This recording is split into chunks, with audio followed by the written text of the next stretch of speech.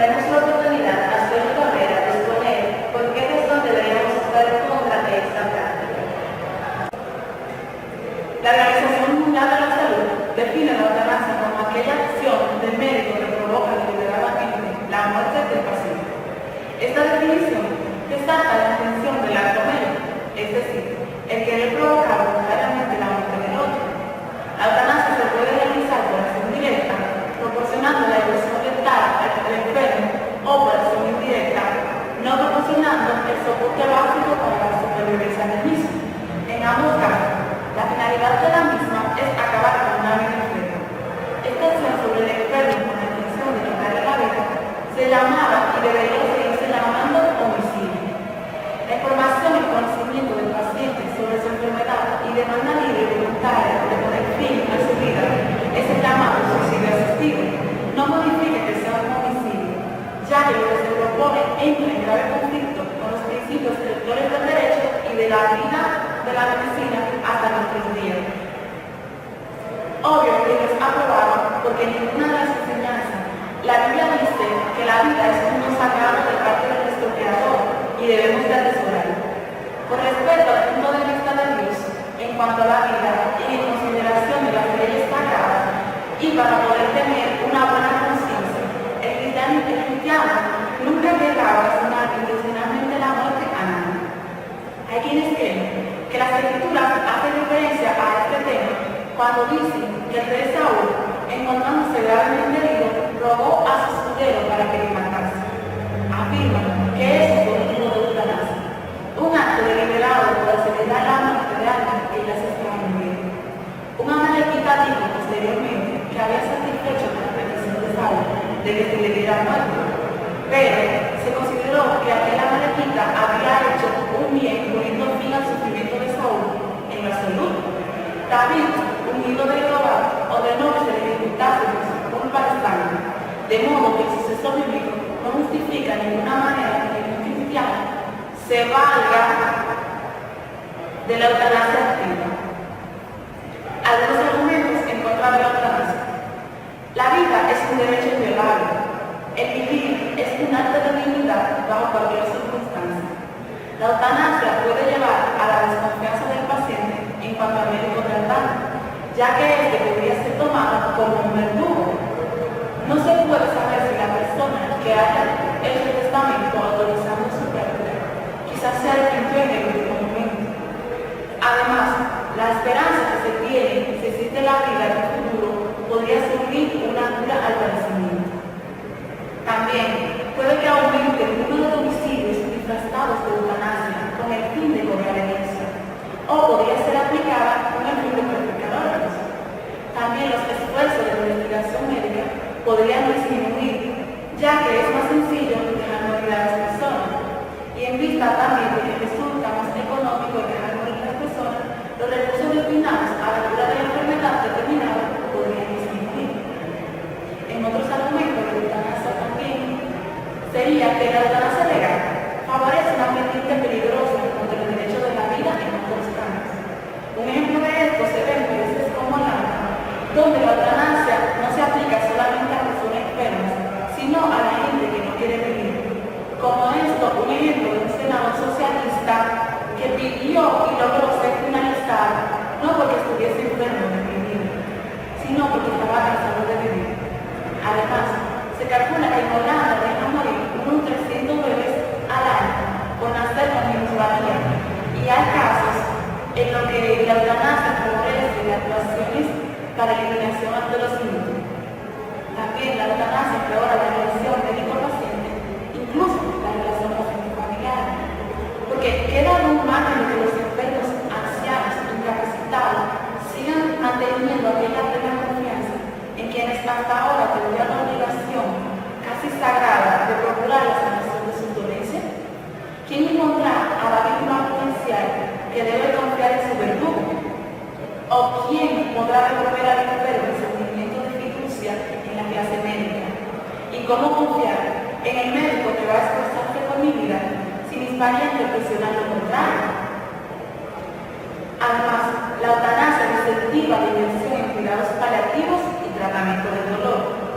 En ella se presenta Holanda, que desde el 1995 hasta el 1998 apenas invirtió en cuidados paliativos, pero presentados siempre como una alternativa más, siendo la eutanasia la más apoyada desde las instituciones e incluso por parte de la sociedad.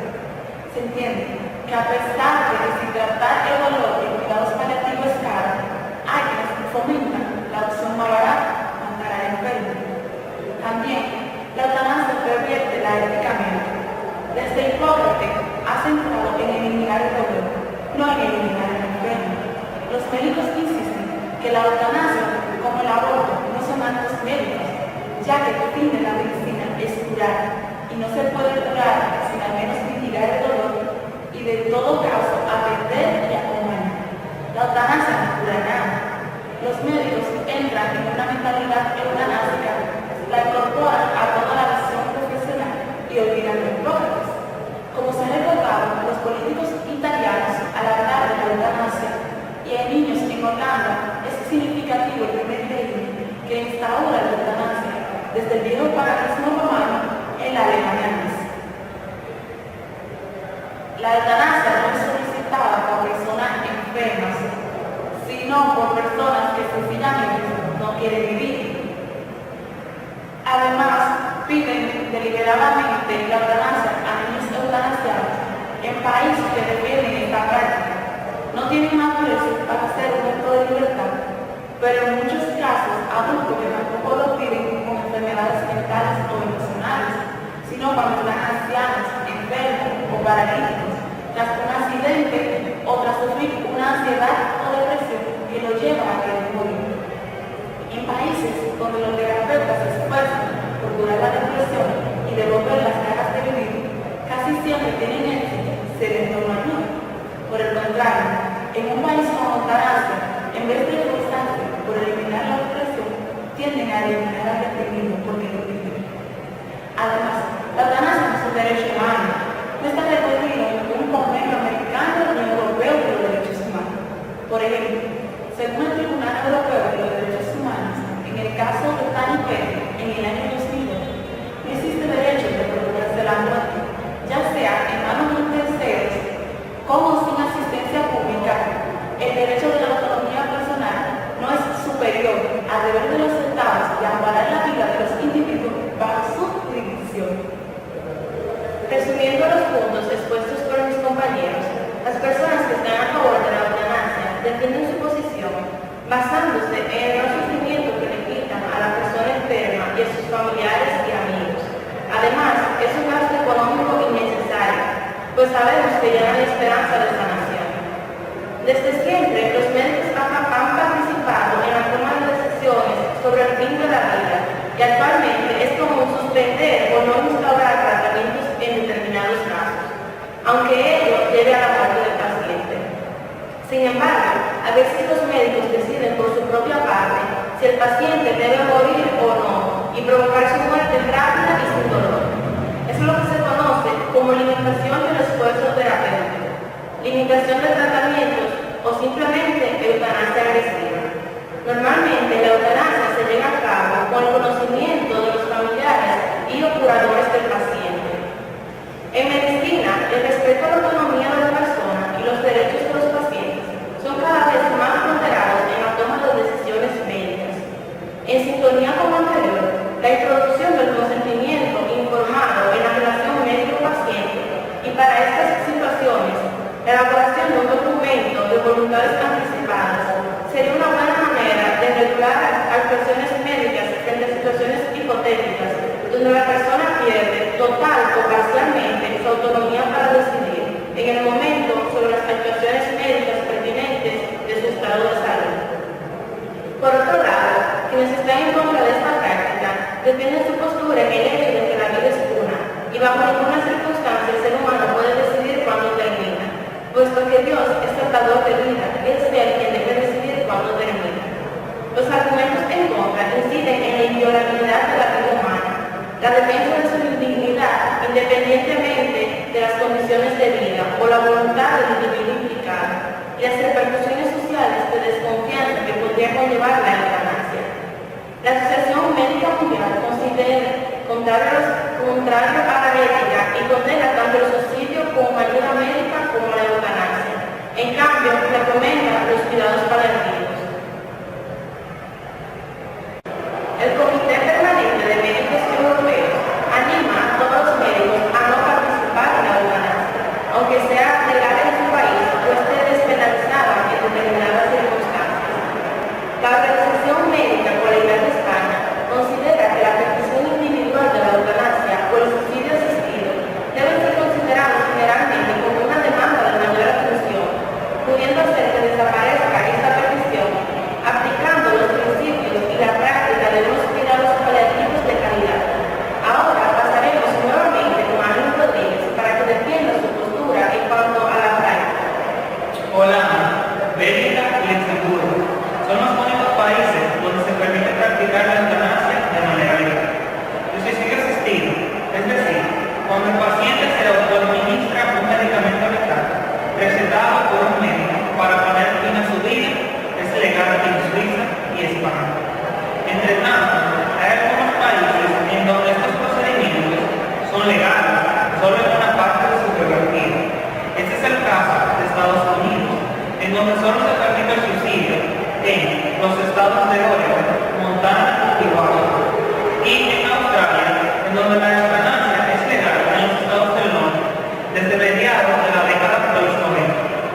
Respecto a los países latinoamericanos, en Argentina sancionaron al principio del mes de mayo la ley de la muerte digna, que otorga a los pacientes con cuadros terminales el derecho a rechazar procedimientos para prolongar su vida y procurar el sufrimiento.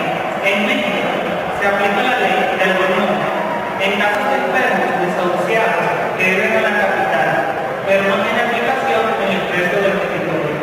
En la República Dominicana no se permite la eutanasia actualmente, pero yo me hago la siguiente pregunta: si se puede elegir cómo vivir, ¿por qué no puedo elegir cómo morir?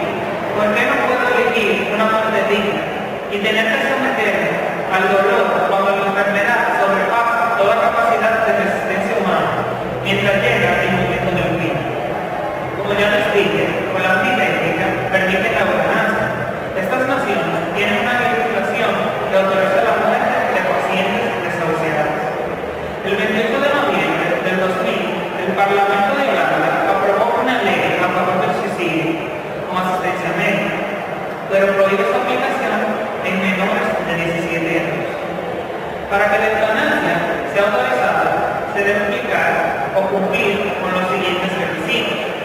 El paciente debe solicitar la eutanasia de forma voluntaria. El médico debe estar seguro